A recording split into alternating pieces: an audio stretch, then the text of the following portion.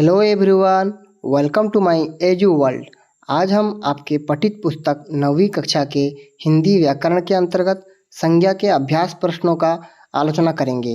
इससे पहले यदि आप हमारे चैनल पर नए हैं तो हमारे चैनल को लाइक, शेयर और सब्सक्राइब अवश्य करें। तो आइए दोस्तों, अभ्यास प्रश्न की ओर चलते हैं। अभ्यासगत प्रश्नों में से सबसे पहला प्रश्न यह है, संज्ञा किसे कहते हैं? 5 उदाहरण दीजिए। इसका उत्तर है, जो शब्द जाति, व्यक्ति, द्रव्य या समूह का भाव का बोध कराता है उसे संज्ञा कहते हैं। दोबारा सुनिए, जो शब्द व्यक्ति, जाति, द्रव्य, समूह या भाव का बोध कराता है यानी समझाता है उसे हम संज्ञा कहते हैं। इसके उदाहरण इस प्रकार के हैं, जैसे कमल, महानदी, दरवाजा, आटा, मंडली। ये 5 उदाहरण हैं संज्ञा के। अभ्यासगत प्रश्नों में से दूसरा प्रश्न यह है, नीचे क स्तंभ में व्यक्तिवाचक संज्ञाएं हैं और ख स्तंभ में संबंधित जातिवाचक संज्ञाएं हैं, उनका मिलान करना है। तो क स्तंभ में कुछ व्यक्तिवाचक संज्ञाएं हैं और ख स्तंभ में कुछ जातिवाचक संज्ञाएं हैं, तो हमें क स्तंभ के साथ क स्तंभ को मिलाना है। हिमालय। हिमालय एक पहाड़ है। मोहन। मोहन एक लड़का है। तुलसीदास। तुलसीदास एक संत है। रीता। रीता एक बालिका है। भारत।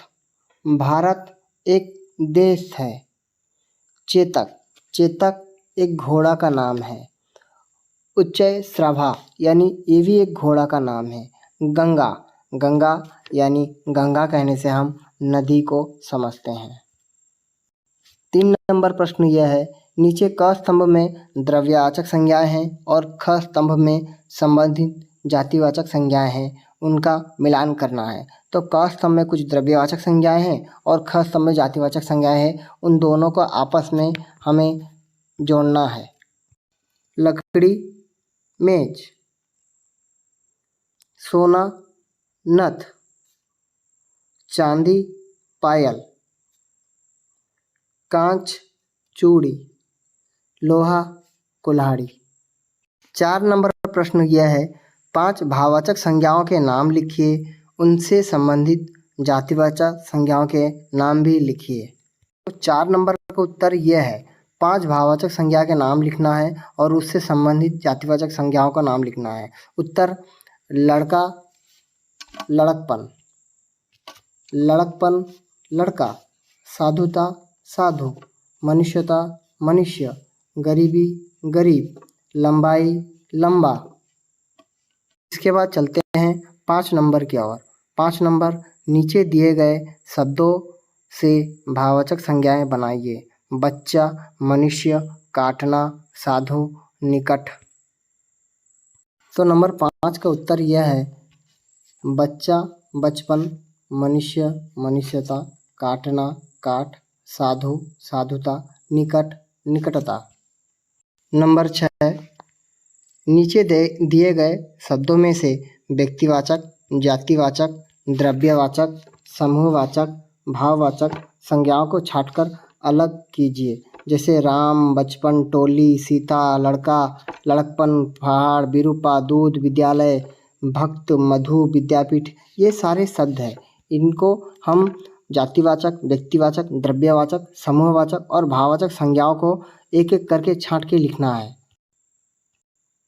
तो नंबर 6 का उत्तर यह है, व्यक्तिवाचक संज्ञाओं में राम, सीता, विद्यालय, विद्यापीठ। जातिवाचक संज्ञा है पहाड़, कर्णफूल, घास, कवि।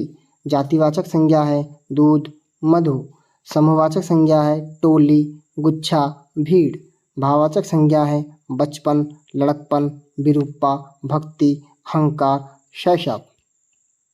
नंबर 7, निम्नलिखित शब्द सूची को देखिए और संज्ञा शब्द को रेखांकित कीजिए। नंबर 7, कुछ शब्द दिए गए हैं, उनमें से हमें संज्ञा शब्द जो है उसको हम रेखांकित करेंगे। तो मैं सब जितनी सारी संज्ञाएं शब्द है उनको मैं रेखांकित कर देता हूँ। जैसे पहला शब्द है रमेश। रमेश एक संज्ञा शब्द है।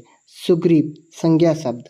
कुर्सी, चढ़ा, पढ़ाई, कोयल, चांदी, नदी, अमेरिका, कवित्व, गेहूँ, गेहूँ,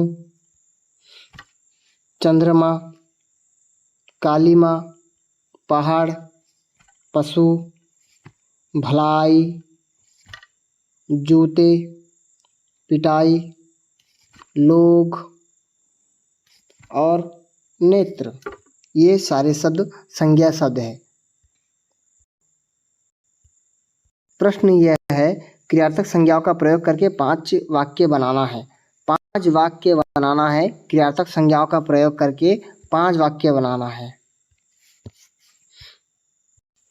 क्रियार्थक संज्ञाओं का वाक्य में प्रयोग, राम को पढ़ना है। यहाँ पढ़ना जो है क्रियार्थक संज्ञा है। उनको सभा में हंसना है। हंसना नहीं चाहिए था, हंसना। मुझे आज सिनेमा देखना है। देखना। उसे तैरना पसंद है। तैरना। गंगा कृष्णा से लड़ना चाहता है। लड़ना। प्रश्न संख्या 9, आप निम्नलिखित शब्दों से भाववाचक संज्ञा शब्द बनाइए। तो ये प्रश्न है भाववाचक संज्ञा बनाएंगे, जैसे कि लड़का से लड़कपन। तो इसका उत्तर हम लिखते हैं इस प्रकार। प्रश्न संख्या 9 का उत्तर लिखिए। लड़का, लड़कपन। लड़ना, लड़ाई। निकट, निकटता। माता, मातृत्व। भला, भलाई। विशेष, विशेषता। परेशान, परेशानी। मनुष्य, मनुष्यता। बुनना, बुनाई। उदार, उदारता। काला, कालापन। मधुर, मधुरता। सच्चा, सच्चाई। कवि, कवित्व। सुंदर, सुंदरता। गुरु, गुरुता। अच्छा, अच्छाई। भारत, भारतीय। लिखना, लिखावट।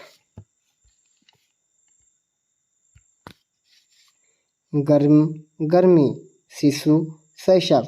ये सारे शब्द भाववाचक शब्द है। भाववाचक, ये सारे शब्द क्या हैं? भाववाचक शब्द है, याद रखना। प्रश्न संख्या 10, निम्नलिखित गद्यांश में आए व्यक्तिवाचक, जातिवाचक, द्रव्यवाचक, समूहवाचक और भाववाचक संज्ञाओं को छांटकर अलग लिखिए। तो एक पैराग्राफ दिया गया है, इसमें कुछ जातिवाचक संज्ञाएं हैं, व्यक्तिवाचक संज्ञाएं हैं और कुछ भाववाचक संज्ञाएं हैं, समूहवाचक संज्ञाएं हैं। तो मैं ये पैराग्राफ में जितनी सारे संज्ञाएं शब्द है सभी के नीचे रेखांकित कर देता हूँ।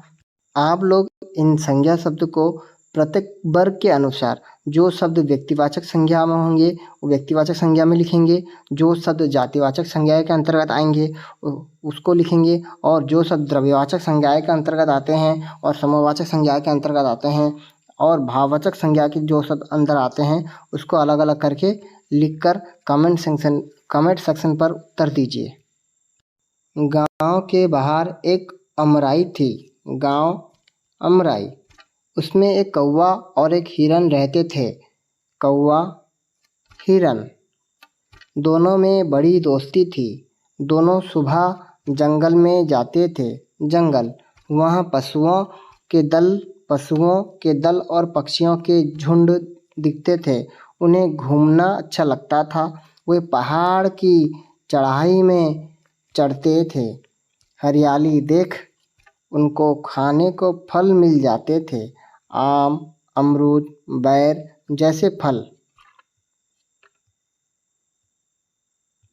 लेकिन उन दोनों को फल अच्छे नहीं लगते थे।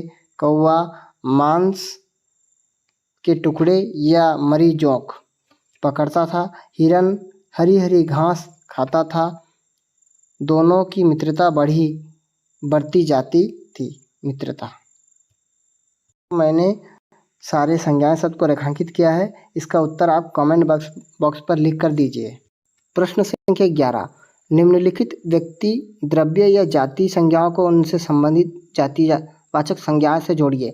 जैसे कि राम, राम, राम एक आदमी है, राम एक आदमी है। राम, तो राम एक आदमी है, क्या है? आदमी। हिमालय, पहाड़। घोड़ा, पशु। कोयल, कोयल एक पक्षी है। सीता, सीता एक स्त्री है। कालिदास एक कवि है। सोना एक धातु का नाम है, सोना एक धातु का नाम है। महानदी एक नदी है। इंद्र एक देव का नाम है, इंद्र एक देव का नाम है, इंद्र एक देव का नाम है। रामायण एक पुस्तक है। तो सोना जो है एक धातु है, महानदी एक नदी है, कोयल एक पक्षी है। ये सारे उत्तर अपने अपने कॉपी पे लिखे और जो सारा प्रश्न समझ में नहीं आता है उसको कमेंट सेक्शन में आप पूछ सकते हैं। और नंबर 10 जो मैंने कहा था संज्ञाएं शब्द को लिखकर उसका उत्तर कमेंट सेक्शन में दीजिए, उसको लिखकर कमेंट सेक्शन में बताइए। धन्यवाद।